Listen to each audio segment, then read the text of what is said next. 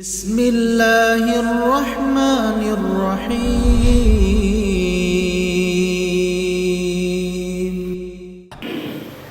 تو اپنے دین کو بچانا یہ بھی دین ہے۔ اگر ایسا وقت آئے کہ بکریاں ہیں اور وہ لے کر پہاڑوں پہ چلے جاؤ اور اپنا ایمان اور دین بچا لو تو یہ بھی ایمان کی زیادتی ہے، اور اگر فتنوں کے اندر ہی انسان بہ جائے تو پھر اس کے ایمان کا لیول کیا ہوتا ہے؟ نیچے آ جاتا ہے۔ آگے پڑھیں۔ باب قول النبی صلی اللہ علیہ وسلم انا اعلمکم باللہ وان المعرفة فعل القلب لقول اللہ تعالی ولكن يؤاخذكم بما كسبت قلوبكم۔ حدثنا محمد بن سلام قال اخبرنا عبدة عن هشام عن ابيه عن عائشة رضي الله عنها قالت كان رسول الله صلى الله عليه وسلم اذا امرهم من الاعمال بما يطيقون قالوا انا لسنا كهيئتك يا رسول الله ان الله قد غفر لك ما تقدم من ذنبك وما تأخر فيغضب حتى يعرف الغضب في وجهه ثم يقول ان اتقاكم واعلمكم بالله انا۔ امام بخاری اس عنوان میں بتانا چاہتے ہیں کہ جو پہچان ہے نا اللہ کی پہچان، اللہ کی صفات، اللہ کے افعال کی پہچان، یہ ہاتھ کا کام ہے یا زبان کا کام ہے یا دل کا عمل ہے؟ کیوں جی دل کا عمل ہے، صحیح بات ہے، یہ دل کا عمل ہے کہ اللہ کی پہچان۔ فرماتے ہیں ان المعرفہ بھی صحیح ہے، ان المعرفۃ فعل القلب۔ اچھا، اب اللہ کی پہچان یہ دل میں ہوتی ہے، تو اب کسی کے دل میں علم زیادہ ہے اللہ کی صفات کا تو اس کا ایمان بڑا ہوگا، اور کسی کا علم کم ہے تو اس کا ایمان کیا ہوگا؟ نیچے ہوگا، اس کا ناقص ہوگا۔ جتنا جتنا اللہ کی پہچان کا علم اور صفات کا علم ہوگا تو ایمان بڑا ہوگا۔ اب سب سے زیادہ اللہ ذوالجلال کی صفات اور افعال کا علم انسانوں میں سب سے زیادہ کس کو ہوتا ہے؟ پیغمبروں کو ہوتا ہے، صحیح بات ہے نا، پیغمبروں کو ہوتا ہے، اور محمد رسول اللہ صلی اللہ علیہ وسلم کو۔ پتہ چلا کہ جو آپ کے دل میں اللہ پر ایمان تھا وہ ہم اس مرتبے کو نہیں پہنچ سکتے کیونکہ ہمارا علم ان سے کم ہے۔ تو وہ بتانا چاہتے ہیں کہ جس طرح دل میں پہچان اور علم کسی کا زیادہ ہے کسی کا کم ہے، اسی طرح ایمان بھی کسی کا زیادہ ہے اور کسی کا کم ہے۔ تو اس میں انہوں نے یہ دلیل پیش کی ہے کہ قرآن مجید میں اللہ ذوالجلال نے دل کے کاموں کو کسب کہا، یعنی عمل ہے دل کا جو کام ہے، اس کے جو اعمال ہیں، اس کی وجہ سے ایمان اوپر اور نیچے ہوتا رہتا ہے۔ آگے انہوں نے حدیث نقل کی ہے کہ رسول اللہ صلی اللہ علیہ وسلم جب صحابہ کرام کو حکم دیتے تو ایسا حکم دیتے تھے جس پر عمل کرنے کی طاقت ہو۔ آپ صحابہ کو ایسا حکم نہیں دیتے تھے کہ جس پر انسان عمل ہی نہ کر سکے۔ دیکھیے کہ کیا رسول اللہ صلی اللہ علیہ وسلم نے کبھی یہ کہا ہے کہ تم عشاء کی نماز سے لے کر فجر کی اذان تک تہجد ہی پڑھتے رہو؟ کیا جی؟ نہیں۔ کیا یہ کہا ہے کہ تم سورج نکلنے سے لے کر شام تک نفل ہی پڑھتے رہو، مسجد میں رہو، نکلو ہی نہ؟ آپ نے کہا ہے کہ پورا سال روزے رکھو؟ نہیں، بلکہ آپ نے ان چیزوں کا حکم دیا جو ہم کر بھی سکتے ہیں۔ آپ بھی رحمت تھے، کیا تھے؟ مہربان تھے، رؤوف الرحیم تھے، اور آسان آسان عمل بتلاتے تھے۔ جو شخص یہ کہتا ہے کہ دین پر عمل کرنا بڑا مشکل ہے، ہم کر ہی نہیں سکتے، وہ جھوٹ بولتا ہے، غلط کہتا ہے۔ کیوں جی؟ یہ کئی لوگ کہتے ہیں نا کہ ہم تو اسلام پر چل ہی نہیں سکتے جی۔ رسول اللہ صلی اللہ علیہ وسلم وہ حکم دیتے تھے جو کوئی کر سکتا ہے۔ کیا جس کے پاس مال نہیں ہے تو آپ نے اس کو زکات دینے کا حکم دیا؟ نہیں دیا۔ کسی کے پاس اگر پیسے نہیں ہیں تو کیا اس کو آپ نے حج کرنے کا حکم دیا؟ نہیں۔ آپ آسانیاں بانٹنے والے تھے، آسانیاں۔ صحابہ کہتے ہیں ہم کہتے تھے کہ ہم آپ کی طرح نہیں ہیں، اللہ عز و جلال نے تو آپ کو بڑا اونچا درجہ دیا ہوا ہے، تو ہم چاہتے ہیں کہ ہم اتنی عبادت کریں، آپ سے زیادہ عبادت کریں، کیونکہ آپ تو بخشے بخشائے ہیں اور ہم تو گناہ گار ہیں۔ تو رسول اللہ صلی اللہ علیہ وسلم اس بات سے ناراض ہو جاتے ہیں۔ فَيُعْرَفُ الْغَضَبُ حَتَّى يُعْرَفَ الْغَضَبُ فِي وَجْهِهِ، اور آپ کیا کہتے تھے؟ إِنَّ أَتْقَاكُمْ وَأَعْلَمَكُمْ بِاللَّهِ أَنَا، کہ اللہ عز و جلال سے زیادہ ڈرنے والا اور اللہ کو زیادہ پہچاننے والا کیا میں ہوں یا تم ہو؟ مجھے پتا ہے کہ اللہ کیسے خوش ہوتا ہے، میں تم سے زیادہ اللہ کو جانتا ہوں۔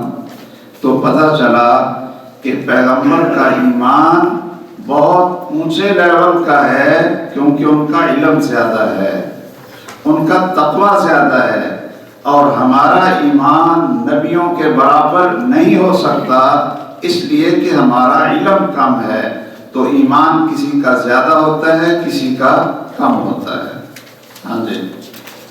باب من کرہ ان یعود فی الکفر کما یکرہ ان یلقى فی النار من الایمان۔ حدثنا سلیمان بن حرب قال حدثنا شعبۃ عن قتادۃ عن انس عن النبي صلى الله عليه وسلم قال ثلاث من كن فيه وجد حلاوة الإيمان من كان الله ورسوله أحب إليه مما سواهما ومن أحب عبد لا يحبه إلا لله ومن يكره أن يعود في الكفر بعد إذ أنقذه الله كما يكره أن يلقى في النار۔ یہ بھی ایمان ہے کہ انسان اسلام میں آنے کے بعد اتنا خوش ہو، اتنا مطمئن ہو، اور کفر سے اس کو اتنی نفرت ہو کہ اسلام سے پھر کفر کی طرف جانا اس کو اتنا برا لگے کہ جس طرح اس کو آگ میں پھینکا جا رہا ہے۔ یہ جو دل کی کراہت ہے نافرمانی اور کفر سے، یہ کراہت بھی ایمان ہے، یہ کراہت بھی ایمان ہے۔ اچھا جی، جن کے پاس یہ احادیث ہیں، ایک ساتھی سے پوچھ لیتے ہیں کہ یہ حدیث ہم نے پڑھ لی ہے یا یہ پہلی دفعہ آئی ہے؟ جو ابھی ہم نے یہ حدیث پڑھی ہے، یہ پیچھے ہم نے پڑھ لی ہے یا پہلی دفعہ آئی ہے؟ اچھا، ماشاءاللہ، یعنی اس کا یہ معنی ہے کہ آپ بیدار ہیں۔ چلیے جی، یہ پیچھے حدیث گزر گئی ہے، آپ آگے والی پڑھیں۔ تفاضل اہل الایمان فی الاعمال۔ حدثنا اسماعیل قال حدثني مالک عن عمرو بن یحیی المازنی عن ابی سعید الخدری رضی اللہ عنہ عن النبی صلی اللہ علیہ وسلم قال يدخل اهل الجنة الجنة واهل النار النار ثم يقول الله تعالى اخرجوا من كان في قلبه مثقال حبة من خردل من ایمان فيخرجون منها قد اسودوا فيلقون في نهر الحياة أو الحياة شك مالك فينبتون كما تنبت الحبة من في جانب السيل ألم ترى أنها تخرج صفراء ملتوية قال وهيب حدثنا عمرو الحياة وقال خردل من خير۔ امام بخاری عنوان قائم کرتے ہیں تفاضل اہل الایمان فی الاعمال، کہ جو مومن ہیں، اہل ایمان، ان کا عمل میں ایک دوسرے سے آگے اور پیچھے ہوتے ہیں۔ کسی کے عمل بہت زیادہ ہوتے ہیں، کسی کے درمیانے ہوتے ہیں، کسی کے اس سے بھی کم ہوتے ہیں، کیونکہ ایسے ہے نا، کوئی 5 فرض نمازوں کے ساتھ تہجد بھی پڑھتا ہے، کچھ ایسے ہیں کہ وہ تہجد نہیں پڑھتے، بس 5 نمازیں نہیں پڑھتے ہیں، کچھ ایسے ہیں کہ وہ نمازیں اتنی خوبصورت پڑھتے ہیں کہ مسجد میں جماعت کے ساتھ پڑھتے ہیں، اور کچھ ایسے ہیں کہ سستی میں کئی دفعہ ان سے جماعت چھوٹ جاتی ہے۔ تو یہ فرق ہے یا نہیں ہے؟ کوئی ایسے ہیں کہ جو ہر روز قرآن کی تلاوت کرتے ہیں، 5 پارے پڑھتے ہیں، اور کچھ ایسے ہیں کہ وہ 1 پاؤ پڑھتے ہیں، اور کچھ ایسے ہیں جو پڑھتے ہی نہیں ہیں۔ کیوں جی، یہ فرق ہے یا نہیں؟ لیکن ہیں سارے مسلمان ہیں، مومن ہیں، اعمال میں فرق ہے۔ آگے یہ حدیث نقل کی ہے امام بخاری نے، سند نقل کرنے کے بعد جو مسلمان کا ہتھیار ہے، کہتے ہیں کہ رسول اللہ صلی اللہ علیہ وسلم نے فرمایا جنت والے جنت میں داخل ہو جائیں گے، حساب کتاب ہو جائے گا اور اعلان ہو جائے گا کہ جنت والے جنت میں چلے جاؤ، اور اہل النار النار، اور جن کو جہنم کی سزا اللہ نے دینی ہے تو وہ جہنم کی جیل میں چلے جائیں۔ اب کیا ہوگا؟ اب اللہ کی طرف سے اعلانات شروع ہو جائیں گے۔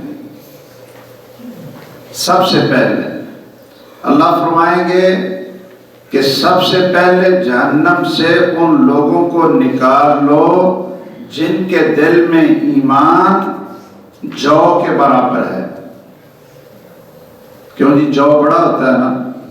اچھا، پھر اللہ عز جلال کہیں گے کہ اب ان لوگوں کو جہنم سے نکال لو جن کے دل میں ایمان گندم کے دانے کے برابر ہے۔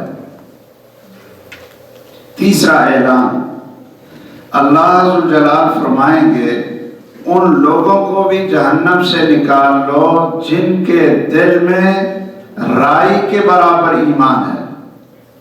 کس کے برابر؟ رائی کا دانہ گندم کے دانے سے چھوٹا ہوتا ہے۔ اچھا، چوتھا اعلان کیا ہوگا؟ یہ اللہ کی رحمت ہے کہ جو لوگ ہوں گے مسلمان، ہوں گے مومن، اگرچہ تھوڑا سا ایمان بھی ہو، تو اللہ ذوالجلال چاہیں تو اپنی رحمت سے ہی ان کو معاف کر کے جنت میں بھیج دیں، اور چاہیں تو ان کو سزا دے کر پھر جنت میں بھیج دیں، سزا دے کر۔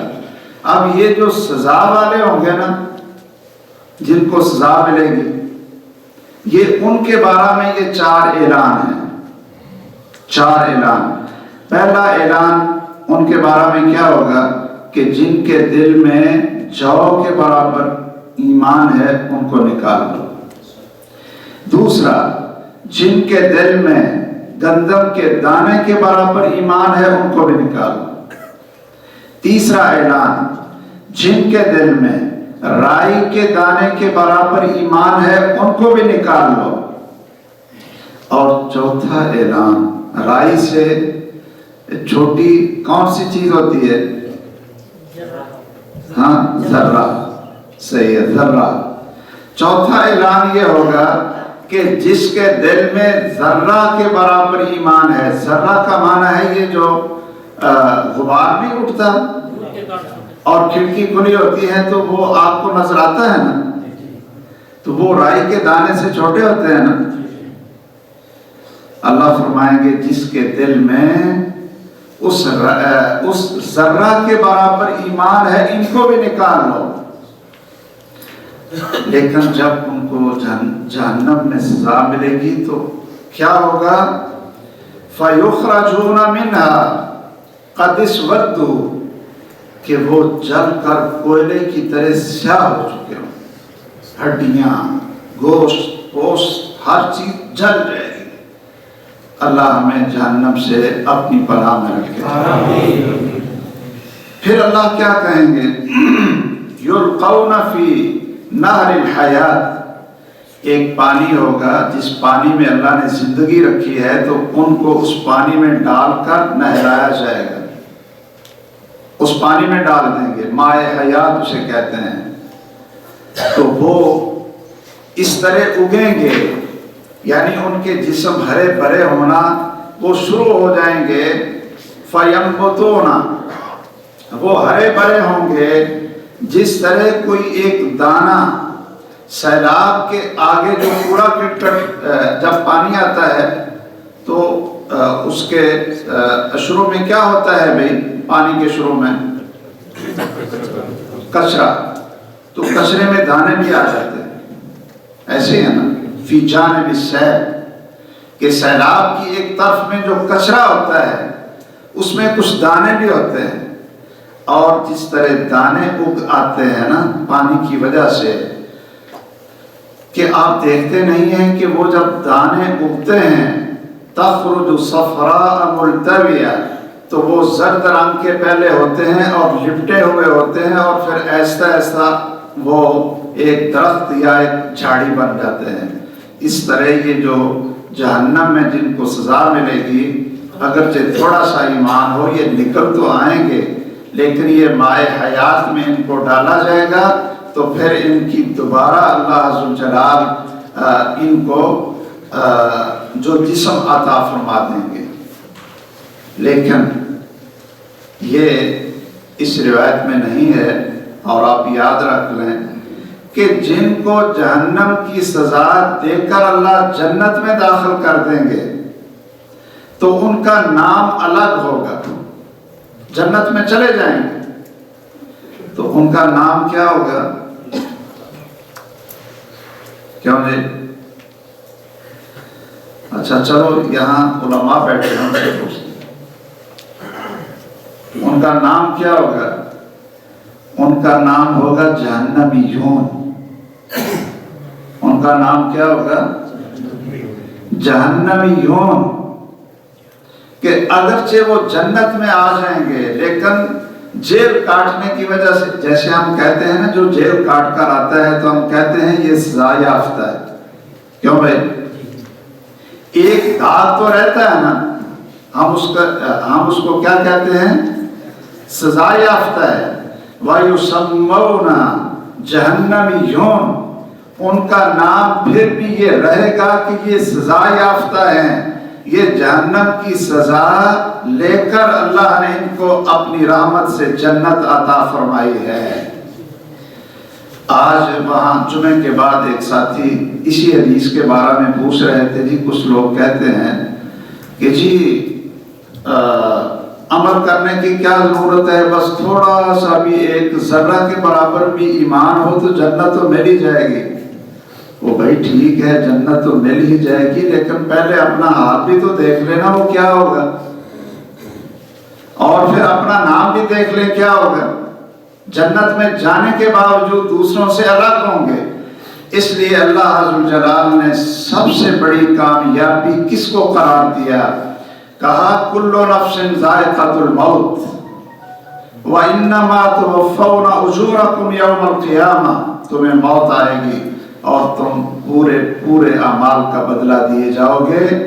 فمن زحزح عن النار وادخل الجنۃ فقد فاز، جو شخص جہنم سے بچا کر جنت میں داخل کر دیا گیا یقیناً وہ حقیقی کامیاب ہے۔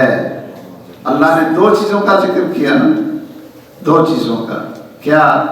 جہنم سے بچا لیا گیا اور جنت میں داخل کر دیا گیا۔ پتہ چلا کہ جن لوگوں کو پہلے جہنم میں داخل کریں گے پھر سزا کے بعد ان کو جنت میں داخل کریں گے، کامیاب تو ہیں لیکن پہلے کامیاب لوگوں کی طرح نہیں ہیں۔ تو ہمیں کوشش کیا کرنی چاہیے کہ سزا یافتہ مجرموں میں شامل ہونا ہے یا پہلے لوگوں میں شامل ہونا ہے کہ اللہ سزا کے بغیر اپنی رحمت سے معاف کر کے ہمیں جنت عطا فرما دے۔ میں کئی دفعہ جب سنتوں کی ترغیب پر درس دیتا ہوں تو ایک بات کیا کرتا ہوں کہ جو آدمی پانچوں نمازوں کی جو سنتیں ہیں آگے پیچھے والی 12 سنتیں پڑھتا ہے، کتنی؟ 12، 2 فجر کی اور ظہر سے پہلے 4، ظہر کے بعد 2، مغرب کے بعد 2، عشاء کے بعد 2، تو یہ کتنی ہوگی؟ 12۔ آپ نے فرمایا جو یہ نہیں چھوڑتا پڑھتا ہے تو بن اللہ لہ بیتا فی الجنہ، اللہ ذوالجلال اس کے لیے جنت میں محل بنا دیتے ہیں۔ اچھا بھئی اب محل تو بن گئے، لیکن پتہ نہیں کہ کہیں سزا یافتہ ہو کر وہ محل ملنا ہے یا بغیر جہنم میں جانے کے اللہ نے دو دینا ہے، وہ محل دینا ہے۔ تو میں پھر یہ عرض کیا کرتا ہوں کہ ایسے کر لیا کرو کہ ظہر کے فرضوں سے پہلے بھی 4 سنتیں پڑھ لیا کرو اور ظہر کے فرضوں کے بعد بھی 2 کی بجائے کتنی پڑھ لیا کرو؟ 4۔ تو پھر پتہ کیا ہوگا؟ یہ جامع ترمذی کی روایت ہے، رسول اللہ صلی اللہ علیہ وسلم فرماتے ہیں من حافظ، ایک لفظ ہے من ثابر على 4 قبل الظهر و4 بعدها حرمه الله على النار، جو شخص ظہر کے فرضوں سے پہلے 4 رکعتیں پڑھتا رہے، فرضوں کے بعد بھی 4 رکعتوں پر ہمیشگی کی کوشش کرتا رہے، تو اللہ ذوالجلال اس کو جہنم کی آگ پر حرام کر دیتے ہیں، وہ بغیر سزا کے ہی سیدھا اپنے محل جنت میں چلا جائے۔ تو امام بخاری اصل میں یہ بتانا چاہتے ہیں کہ جو ایمان والے ہیں کسی کا ایمان زیادہ ہے کسی کا کم ہے، تو یہ حدیث انہوں نے اس لیے نقل کی ہے۔ آگے پڑھیں جی۔ حدثنا محمد بن عبید اللہ قال حدثنا ابراہیم بن سعد عن صالح عن ابن شہاب عن ابی امامہ بن سہل انه سمع ابا سعید الخدری یقول قال رسول اللہ صلی اللہ علیہ وسلم بین انا نائم رأیت الناس یعرضون علی وعلیہم قمص منها ما یبلغ صدیا ومنها ما دون ذلك وعرض علی عمر بن الخطاب وعلیہ قمیص یجره قالوا فما اولت ذلك یا رسول اللہ قال الدین۔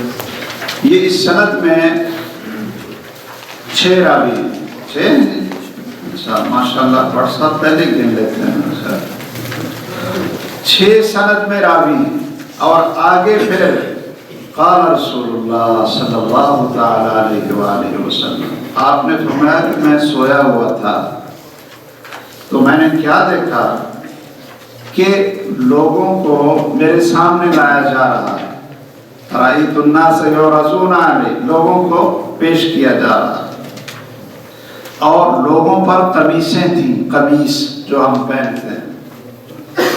اب کسی کی قمیص بہت لمبی تھی، پاؤں سے بھی نیچے جا رہی تھی، کسی کی گھٹنوں تک تھی، کسی کی اس سے بھی اونچی تھی، یعنی وہ کسی کی قمیص بڑی تھی کسی کی چھوٹی تھی۔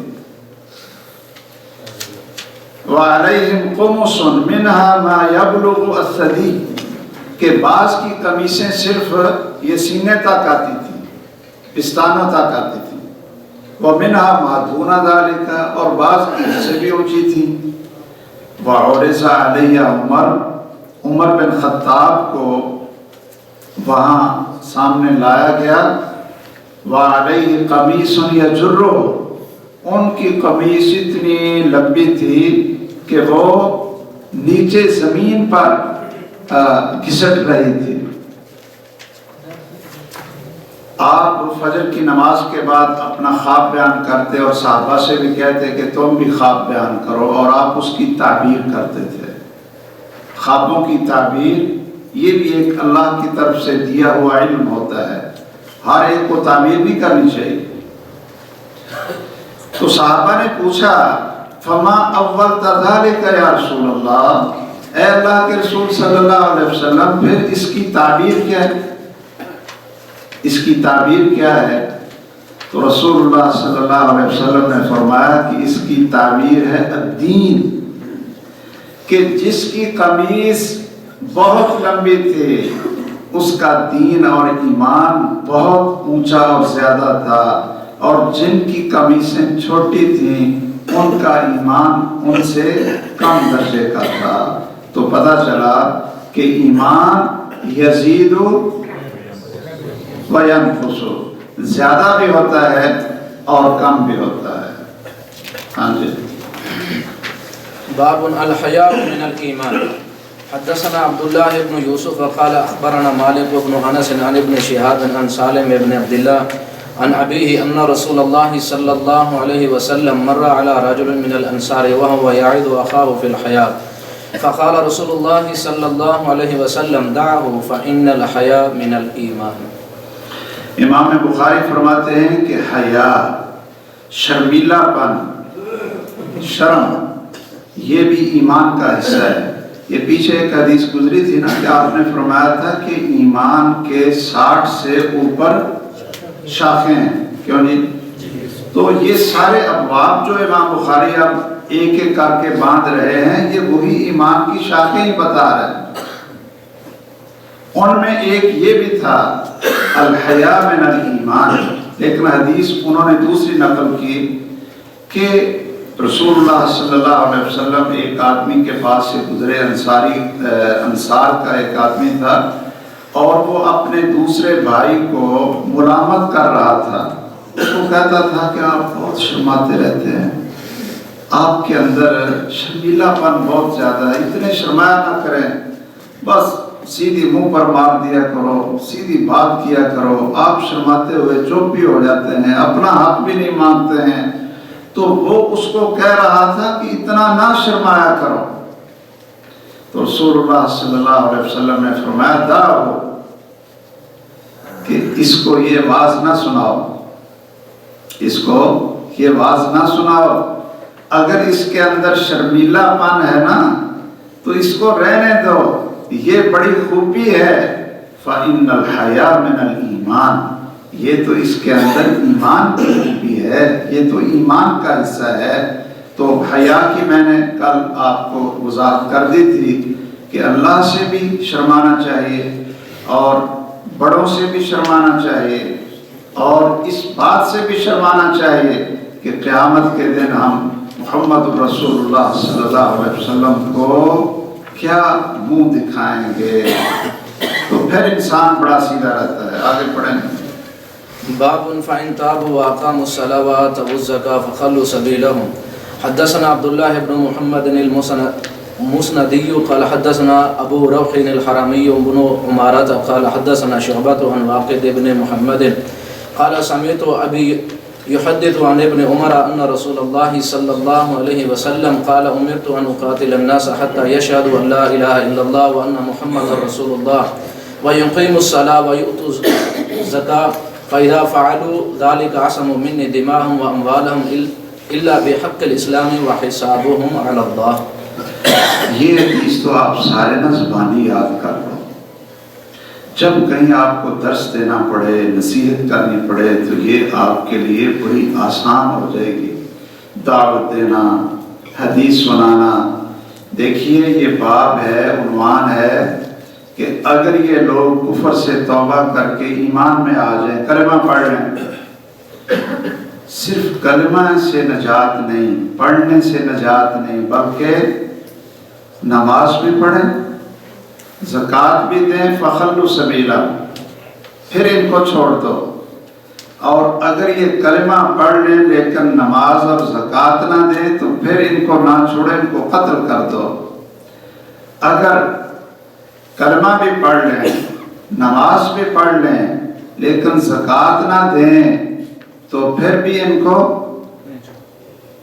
ہاں جی بتائیے نا، پھر بھی نہیں چھوڑو. ہاں پھر بھی نہیں چھوڑو، شاباش، پھر بھی ان کو قتل کرو. یہ نا ڈرتے ڈرتے میرے خیال میں آپ یہ حدیث سن رہے ہیں. یہ اوپر تو قرآن کی آیت ہے، یہ قرآن کی آیت امام بخاری نے نقل کی کہ اگر کسی نے قتل سے بچنا ہے نا تو اس کو کتنے کام کرنے پڑیں گے؟ 3. اگر اس نے قتل سے بچنا ہے تو 3 کام اس کو اکٹھے کرنے پڑیں گے. اگر تینوں میں سے ایک یا 2 نہیں کیے تو پھر بھی واجب القتل. اگر 2 کیے 1 نہیں کیا تو پھر بھی واجب القتل.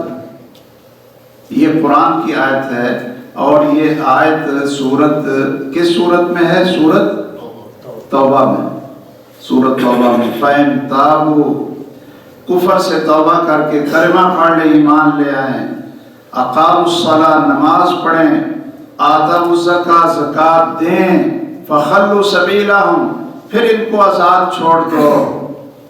آگے حدیث نقل کی ہے عبداللہ ابن عمر رضی اللہ تعالیٰ عنہ کی، ان رسول اللہ صلی اللہ علیہ وسلم قال، کہ رسول اللہ صلی اللہ علیہ وسلم نے کہا، رسول رحمت رحمت للعالمین، کیا کہا؟ آپ نے کہا امرت، مجھے حکم دیا گیا۔ تو رسول کو حکم کہاں سے آتا ہے؟ اللہ کی طرف سے۔ مجھے حکم دیا گیا، کیا معنی؟ کہ اللہ نے حکم دیا ہے مجھے، ان اقاتل الناس، کہ میں لوگوں سے لڑوں، قتال کروں۔ کب تک لڑتا رہوں؟ کب تک میں لوگوں سے قتال کروں؟ حتی یشہدوا ان لا الہ الا اللہ وان محمد رسول اللہ، کہ جب تک وہ کلمہ نہ پڑھ لیں۔ ایک کام۔ دوسرا وَيُقِيمُ الصَّلَاةَ، اور نماز کو قائم کریں۔ تیسرا وَيُؤْتُوا الزَّكَاةَ، اور زکوٰۃ دیں۔ فَإِذَا فَعَلُوا ذَلِكَ، جب یہ تینوں کام کر لیں، فَإِذَا فَعَلُوا ذَلِكَ، جب یہ تینوں کام کر لیں تو پھر کیا ہوگا؟ عَصَمُوا مِنِّي دِمَاءَهُمْ وَأَمْوَالَهُمْ، تو پھر ان کی جانیں بھی محفوظ ہیں اور ان کے مال بھی محفوظ ہیں۔ ان کی جانیں بھی محفوظ ہیں اور مال بھی محفوظ ہیں۔ الا بحق الاسلام، ہاں اگر کوئی یہ تین کام کرتا بھی ہو لیکن پھر اس سے کوئی ایسا کام ہو جائے جو اسلام کا حق ہے، مثلا وہ یہ تینوں کام تو کرتا ہے لیکن اس سے بدکاری ہوگی، تو ان تین کاموں کے باوجود اس کو رجم کریں گے یا نہیں کریں گے؟ کریں گے۔ یا ان تینوں کاموں کے باوجود اس نے کسی کو قتل کر دیا تو قصاص میں اس کو قتل کریں گے یا نہیں کریں گے؟ کریں گے۔ یہ اسلام کا حق ہے۔ لیکن عام جو جنگ اور لڑائی ہے اس کی بنیاد یہ تین چیزیں ہوں گی، وَحِسَابُهُمْ عَلَى اللَّهِ، میں نے یہ تین چیزیں دیکھنی ہیں، اگر پوری ہیں تو ان سے قتال نہیں ہوگی، ان کی جان اور مال محفوظ ہے، اور اگر یہ تین چیزیں پوری نہیں ہیں تو پھر ان سے جنگ لڑی جائے گی، اور باقی جو ان کا حساب ہے کہ وہ دل سے مانتے ہیں یا اوپر سے مانتے ہیں، اس کے فیصلے اللہ قیامت کے دن کریں گے۔ میں اس حدیث کی روشنی میں یہ عرض کروں کہ انسان کلمہ پڑھتا ہے، نماز نہیں پڑھتا، اسلام نے اس کی سزا کیا رکھی ہے؟ واجب القتل ہے۔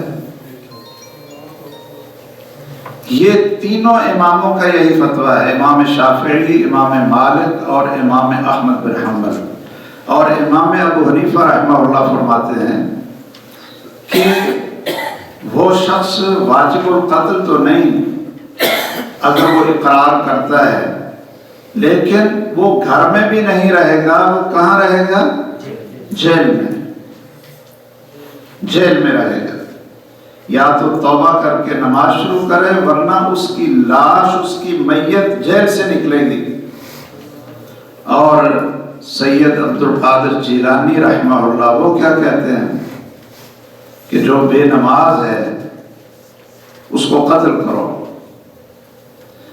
اور اگر اس کی بیوی نمازی ہے تو وہ شلاک ہو جائے، اور وہ وارث نہیں بنے گا اگر اس کا باپ مسلمان ہے، اور اس کو دفن کہاں کیا جائے گا بے نماز کو قتل کر کے؟ کھڑا، ہاں نہیں، آپ یہ کہیں یہودیوں اور عیسائیوں کے قبرستان، اس کو کہاں دفن کیا جائے گا، کس گڑھے میں ڈالا جائے گا؟ یہودیوں اور عیسائیوں والے قبرستان میں اس کو دبایا جائے گا۔ یہ پیر عبد القادر جیلانی کا فتویٰ ہے۔ ہم کہاں کھڑے ہیں؟ جب اللہ کے رسول صلی اللہ علیہ وسلم دنیا سے چلے گئے تو سیدنا ابو بکر رضی اللہ تعالیٰ عنہ نے مانعین زکوٰۃ سے جنگ لڑی تھی یا نہیں لڑی تھی؟ کہ جو کلمہ پڑھتے تھے، نماز پڑھتے تھے، لیکن انہوں نے کہا تھا زکوٰۃ ہم نے خلیفہ کو نہیں دینی، زکوٰۃ ہم نے نہیں دینی۔ سیدنا عمر کہتے تھے ابو بکر آپ کیوں ان کو مارتے ہیں، یہ کلمہ تو پڑھتے ہیں نا، نماز تو پڑھتے ہیں نا۔ تو سیدنا ابو بکر رضی اللہ تعالیٰ عنہ نے کہا واللہ لأقاتلن من فرق بین الصلاۃ والزکاۃ، اللہ کی قسم میں ان سے بھی جنگ لڑوں گا جنہوں نے مسلمہ کذاب کو نبی بنایا، جو اسلام سے مرتد ہو گئے، اور ان سے میں ایسے ہی لڑوں گا جو کلمہ تو پڑھتے ہیں، نماز تو پڑھتے ہیں، لیکن زکوٰۃ دینے سے خلیفہ کو انکار کر رہے ہیں، میں ان سے بھی لڑوں۔ تو ہمیں چاہیے کہ ہم نماز پڑھنا چھوڑیں، لیکن اس کا یہ معنی بھی نہیں ہے کہ اب آپ ماشاءاللہ کمروں میں جائیں یا ابھی جا کر آپ وہاں اپنے اپنے ملکوں میں فون کریں کہ بھئی جو نماز نہیں پڑھتا نا اس کو فیر مار۔ کیوں جی؟ یہ کام نہ کہیں شروع کر دینا، ہاں، بلکہ کیا کرنا ہے، ہمارا کام کیا ہے، سمجھانا پیار سے کہ بھئی نماز پڑھو، یہ تو مسلمان کی علامت ہے، کفر اور اسلام میں حد فاصل نماز ہے۔ ابھی جا کر کمروں میں آپ اپنے ساتھیوں کا بائیکاٹ کر دیں، نہیں بھی تو واجب القدر ہے، تیرا پہلے میں غلط بتاؤں نا۔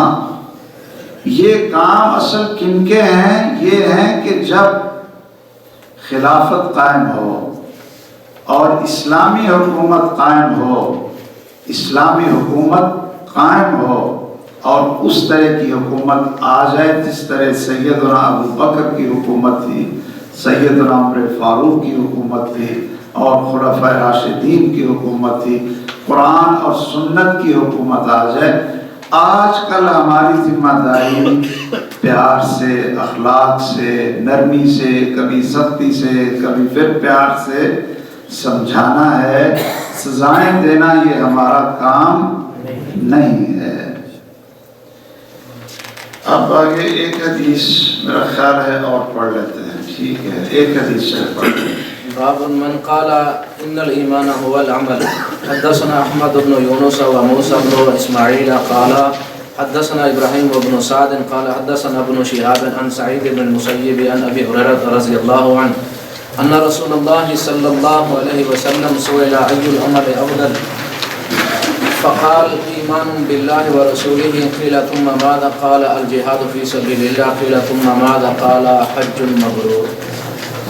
امام بخاری رحمہ اللہ فرماتے ہیں، اوپر عنوان قائم کرتے ہیں کہ جو لوگ یہ کہتے ہیں نا ان الایمان هو العمل، کہ ایمان عمل کا نام ہے، صرف دل کے اندر تصدیق کا نام ہی نہیں، بلکہ جو عمل ہے نا، جسم سے عمل کرنا، زبان سے بولنا اور دل کے اندر یقین رکھنا، یہ ساری چیزیں ملے تو ایمان بنتا ہے۔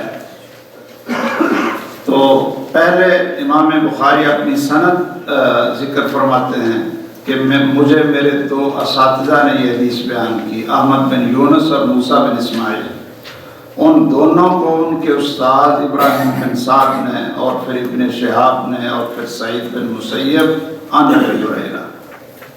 یہ سند کیا ہے؟ مومن کا ہتھیار۔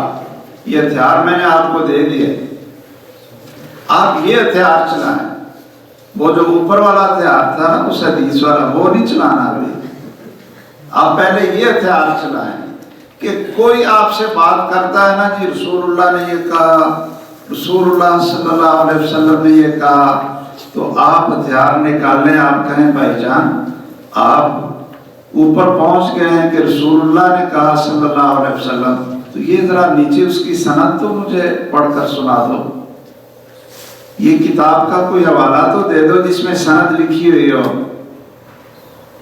یہ ہتھیار آپ نے چلانا ہے، تو جی ٹھیک ہے، یہ ہتھیار تو نہیں بولیں گے آپ، اس کو تیز رکھنا ہے۔ انشاءاللہ آپ بدعات سے، خرافات سے اور بہت ساری شرک اور بدعات کی گندگی سے اللہ ذوالجلال آپ کی حفاظت فرما لے گا اور آپ کا دفاع ہو جائے گا۔ رسول اللہ صلی اللہ علیہ وسلم نے فرمایا، آپ سے پوچھا گیا، سئل، آپ سے پوچھا گیا ای العمل افضل، کہ کون سا عمل سب سے افضل ہے؟ سوال کس کا تھا؟ عمل کا، عمل۔ تو آپ نے فرمایا ایمان باللہ و رسولہ، کہ سب سے افضل عمل اللہ اور اس کے رسول کو مان لینا۔ جس طرح اللہ اور اس کے رسول نے کہا ہے کہ مجھے ایسے مانو، ویسے مان لینا۔ کیوں جی؟ اس میں بھی فرق ہے کہ مشرکین مکہ اللہ کو مانتے تھے یا نہیں؟ مانتے تھے نا، لیکن جیسے اللہ کہتا تھا ویسے نہیں مانتے تھے، جیسے نبی علیہ السلام کو کہتے تھے ویسے نہیں مانتے تھے۔ اور قادیانی وہ محمد الرسول اللہ کو رسول مانتے ہیں یا نہیں مانتے ہیں؟ یعنی وہ زبان سے کہتے ہیں جی لا الہ الا اللہ محمد الرسول اللہ، زبان سے کہتے ہیں، لیکن جس طرح رسول نے کہا کہ مجھے رسول مانو، اس طرح نہیں مانتے۔ کہ آپ نے کیا کہا؟ آپ نے کہا میرے نام ہیں، میرے کچھ نام ہیں۔ ایک نام آپ کا کیا ہے؟ احمد۔ دوسرا نام کیا ہے بڑا پیارا؟ محمد صلی اللہ علیہ وسلم۔ تیسرا نام کیا ہے آپ کا؟ چلو میں باقی زیادہ نام نہیں، یہ دو تو آپ کو پہلے یاد ہے، میں تیسرا ایک جو میں نے بات کی، ایک آپ کا نام ہے عاقب۔ کیا نام ہے؟ عاقب، عین الفا، عاقب، قاف با۔ آپ کہتے ہیں کہ میرے نام جو اللہ نے رکھے ہیں، جو میرے نام ہیں، احمد بھی میرا نام ہے، محمد بھی میرا نام ہے، اور عاقب بھی میرا نام ہے۔ آپ نے فرمایا عاقب کا معنی یہ ہے جو سب سے پیچھے آنے والا ہو، لا نبی بعدہ، جس کے بعد کوئی نبی نہ ہو۔ آپ نے فرمایا انا خاتم النبیین لا نبی بعدی۔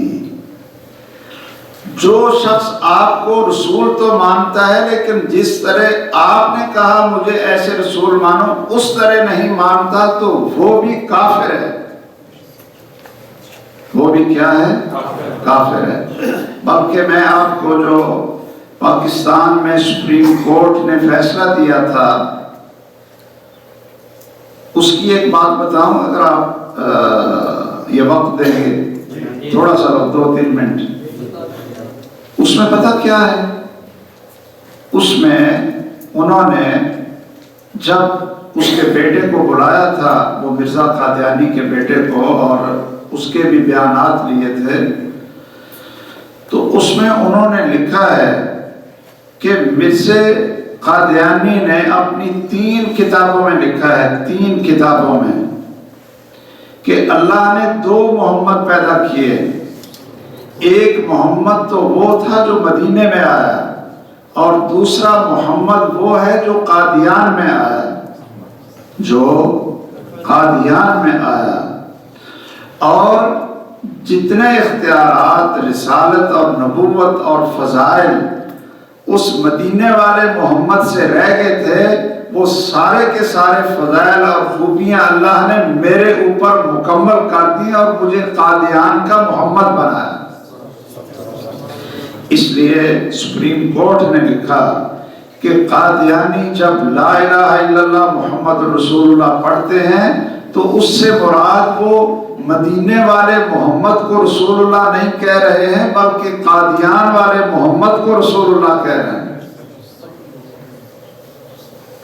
اس لیے اگر قادیانی آپ کو خاتم النبیین نہیں مانتے، صرف محمد الرسول اللہ کہتے ہیں، تو سپریم کورٹ نے کہا کہ اس کے اوپر سزائے موت ہوگی۔ دیکھیے کیسا دہشت ہے۔ ایک بات صرف اور بتا دوں، آپ نے قادیانیوں کی کتابوں کا انگلش میں ترجمہ کبھی دیکھا ہے؟ اس کی جو کتابیں لکھی ہیں اس نے اس کا انگلش میں ترجمہ نہیں کیا۔